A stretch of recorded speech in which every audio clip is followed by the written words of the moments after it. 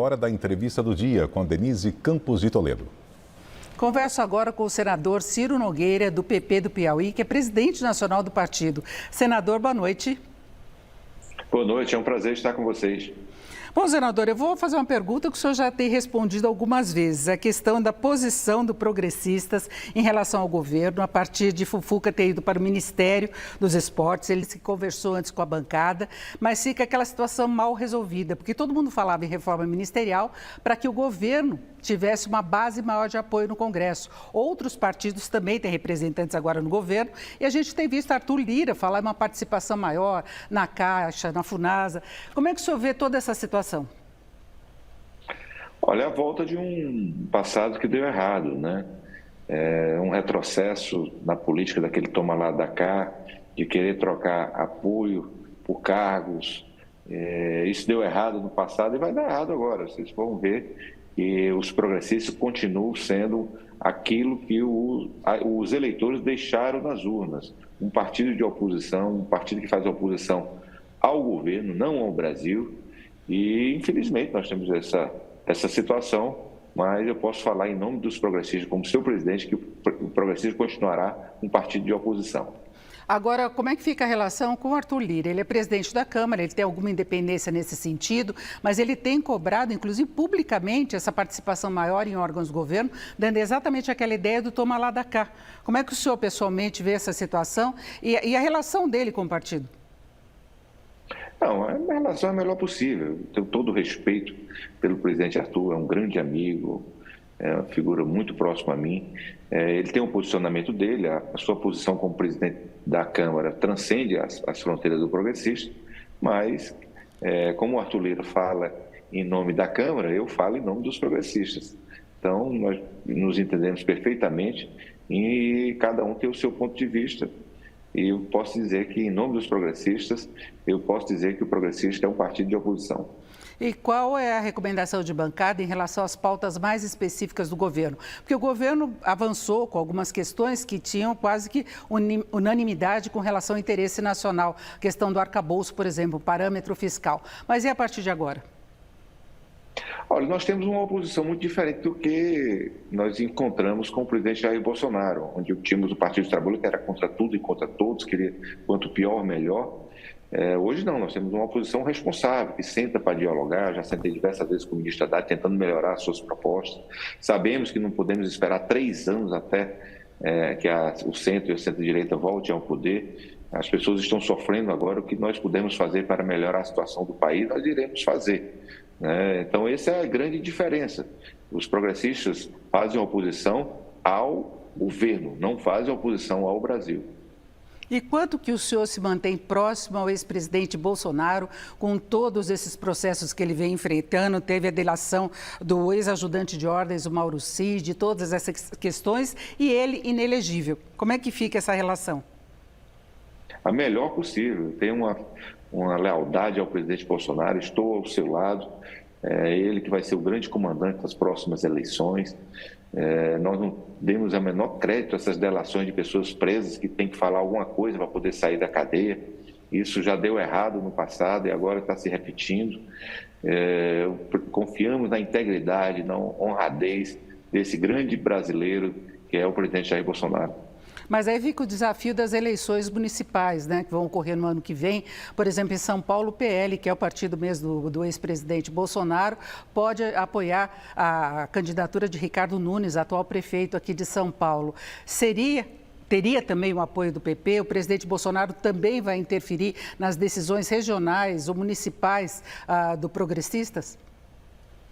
Não, nós vamos escutar o presidente Bolsonaro, o presidente tem tudo para apoiar a reeleição do Ricardo Nunes. Nós temos um desafio enorme de não permitir que uma figura tão exótica, difícil como o Boulos chegue à prefeitura da maior capital do país. Seria um desastre para o Brasil, não só para São Paulo. E não tenho dúvida que o presidente Bolsonaro vai apoiar o Ricardo e nós vamos ganhar essa eleição até com certa facilidade. Agora, com o ex-presidente Bolsonaro inelegível, se começa a especular muito com relação a possíveis herdeiros, né, de toda essa herança política que ele tem, toda essa força política. E nós temos Tereza Cristina, que é do seu partido, ela está, inclusive, tentando mobilizar a direita menos radical, a centro-direita, com a criação de um instituto. Só que o senhor tem falado, por exemplo, que Tarcísio pode ser um candidato até melhor do que Bolsonaro. Eu queria saber como é que fica esse encaminhamento de quem poderia ser, entre aspas, sucessor de Bolsonaro, caso ele não possa mais vir a se candidatar à presidência. Olha, nós temos, no meu ponto de vista, 4 grandes candidatos à presidência da República, que é o Tarcísio, a Tereza, o Zema e o Ratinho. Agora, não vou negar para você que hoje o nome mais forte, até pelo estado que ele apresenta, a forma como ele tem conduzido, né, sendo um grande governador. Eu tenho acompanhado algumas pesquisas, o Tarcísio chega quase à unanimidade no interior do estado, e na capital ele já é bem mais forte que o Lula, e ele perdeu a eleição na capital. Então, acho que política tem fila. Ele, se quiser ser o candidato, acho muito difícil ele não ser o nosso candidato, e com muita chance de ganhar a eleição. Lógico, precisa do apoio do presidente Bolsonaro, precisa unificar esses partidos de centro, mas eu acho uma eleição bem viável. Se caso o Tarcísio vá para a reeleição aqui para o governo do Estado, o nome da nossa ministra Tereza está colocado. Eu acho que a mulher competente, foi a melhor ministra da Agricultura do nosso Estado e poderá, sim, nos levar à vitória em 2026. Agora, senador, o senhor prevê, então, que Bolsonaro seja um grande cabo eleitoral nas eleições municipais, talvez levando, inclusive, essas situações de polarização, como devemos ter aqui em São Paulo, pelo menos é o que indicam, por enquanto, as pesquisas. Então, valeria essa recomendação para a direita de seguir quem ele apoiar nas várias regiões? Não tenha dúvida. O Bolsonaro é o maior eleitor do Brasil hoje, o homem mais amado, o homem que desperta a paixão, o único homem que tem capacidade de reunir multidões, ao contrário do presidente Lula, que só consegue reunir multidão no Nordeste. O Bolsonaro não, é um homem que tem uma liderança enorme, a primeira-dama Michele, com uma liderança fantástica. Vocês vão ver o que vai acontecer. Eu tenho dito que o PT não vai fazer um prefeito de grande cidade no Brasil. Isso vocês podem anotar. Até no Nordeste não existe uma capital onde o PT esteja na frente nas pesquisas. O PT vai amargar a maior derrota de sua história, e o centro-direita vão fazer mais de 2/3 das nossas prefeituras nas eleições de 2024. Agora, o senhor não acredita que a economia possa ter influência também na decisão do eleitor mais à frente? Porque a gente tem visto vários indicadores com uma performance, uma evolução melhor do que era prevista na virada do ano. A questão, por exemplo, de inflação, de expansão da economia através do PIB, começou o ciclo de corte dos juros, que deve estimular a atividade, houve recuperação de mercado de trabalho. Não é nada explosivo, mas os indicadores estão com uma performance melhor. Olha, tudo resquício ainda do ano passado. Já há algum tempo os indicadores estão completamente paralisados.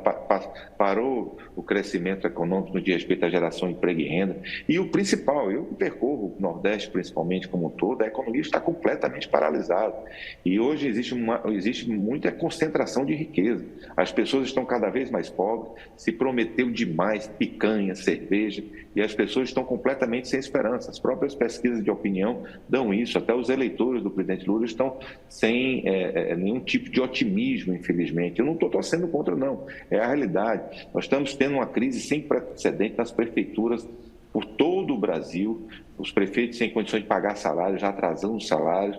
A economia está caótica, e em um governo que não pensa em melhorar a parte econômica, diminuir despesa, cortar gastos, só pensa em gastar e aumentar cargos para a companheirada, aparelhando as nossas estatais. Vocês vão ver o que vai acontecer no resultado das estatais, que no governo Bolsonaro tiveram um lucro enorme e tiveram um prejuízo gigantesco. Infelizmente, isso vai voltar a acontecer por conta de irresponsabilidade do atual presidente. Agora, nessa questão do aparelhamento, até por pressão de outros partidos, a proximidade com o Centrão, que recomendação o senhor daria? O senhor que foi ministro do ex-governo Bolsonaro e fazia exatamente esse papel de articulador com o Congresso.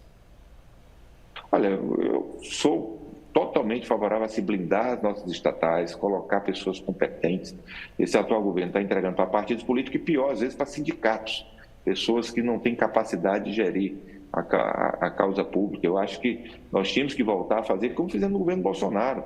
Nós não entregamos ministérios porteiras fechadas, colocamos pessoas competentes, e que aquelas pessoas naquela época os parlamentares foram sócios do sucesso. E por isso que nós elegemos pessoas com perfil de 2/3 do Congresso Nacional, tem um perfil de centro-direita, por conta dessa imagem positiva que nós passamos para a sociedade. Eu agradeço muito a participação aqui no Jornal da Gazeta do senador Ciro Nogueira, que é do Progressistas do Piauí, presidente nacional do partido. Senador, mais uma vez, obrigada. Uma boa noite. Eu que agradeço, foi um prazer estar com vocês. Boa noite a todos. Vocês.